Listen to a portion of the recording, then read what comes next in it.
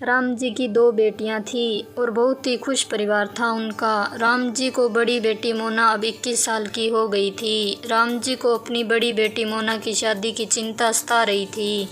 वो सोच रहे थे कि किसी अच्छे परिवार में मोना की शादी हो जाए, फिर छोटी बिटिया बचेगी, उसकी भी शादी हो जाएगी।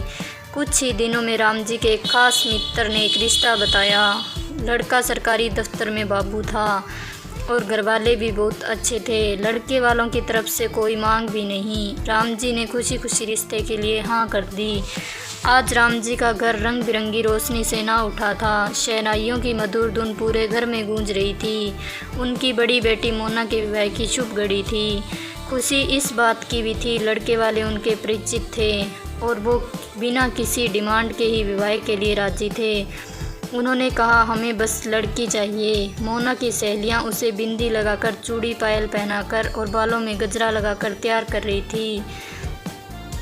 तभी बाहर से आवाज़ आई, चलो चलो बारात आ गई। उसकी सहेलियां छत के मुंडेरों से बारात देखने चली गई। दूल्हे को देखकर तो एक दो ने ठंडी सांस भी भरी। काश ये हमारा। मोना दुल्हन बनी अपने भावी पति के साथ आने वाले भविष्य के सपने संजो रही थी कि उसकी भाभी उसे जयमाला के लिए लेने आई। विवाह मंच पर एक संजीले नौजवान को अपने होने वाले पति के रूप में देखकर मोना को अपनी किस्मत पर विश्वास होने लगा। जयमाला का प्रोग्राम शुरू हुआ। जयमाला के दौरान दोनों पक्षों के बीच थोड़ी चुहलबाजी और हंसी मजाक भी हुआ, जिससे पूरा वातावरण आनंदमय हो गया था। वर वधू ने जब संग बैठकर डिनर किया तो राम जी की आंखें खुशी से छलकने लगी थी। तभी पंडित जी ने कहा कि विवाह का शुभ मुहूर्त निकलने वाला है। जजमान, वर वधू को बुलाइए।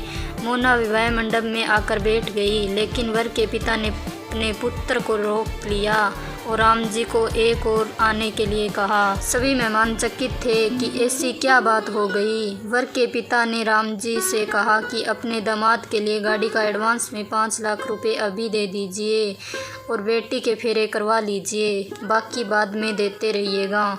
समधी जी का ये रूप देखकर राम जी तो चकित रह गए। बेटी के पिता थे, गुस्से को काबू में करते हुए बोले, रणजीत बाबू, ये आप क्या कह रहे हैं? हमारे बीच ऐसी तो कोई बात हुई नहीं थी। आपने तो कहा था कि हमें तो सिर्फ मोना बिटिया चाहिए, तब कहा होगा राम जी, पर आज तो समय की यही डिमांड है। फिर हमें भी तो 4 लोगों में अपनी इज्जत बनानी है कि नहीं? रणजीत बाबू ठिठोई से हंसते हुए बोले तो राम जी इनसे विनती करने लगे, कुछ तो सोचिए, इतनी रकम मैं कहाँ से लाऊंगा? विवाह हो जाने दीजिए, फिर किसी न किसी तरह से मैं रुपये का इंतजाम कर लूँगा।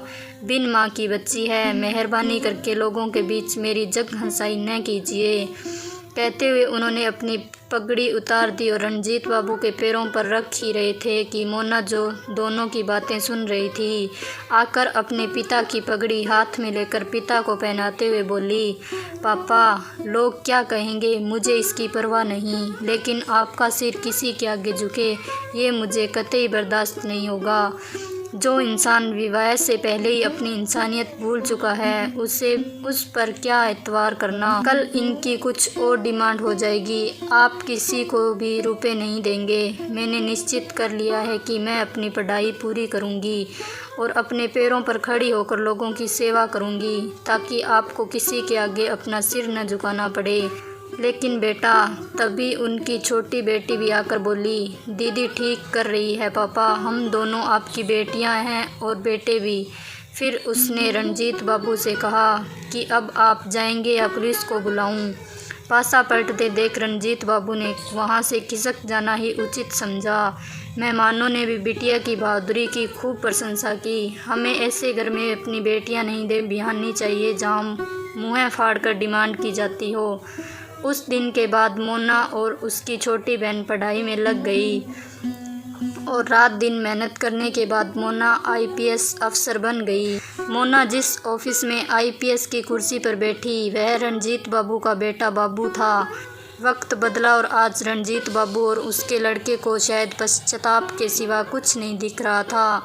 उम्मीद है दोस्तों, कहानी आपको अच्छी लगी हो। ऐसी ही वीडियो के लिए चैनल को सब्सक्राइब करें। वीडियो देखने के लिए आपका धन्यवाद।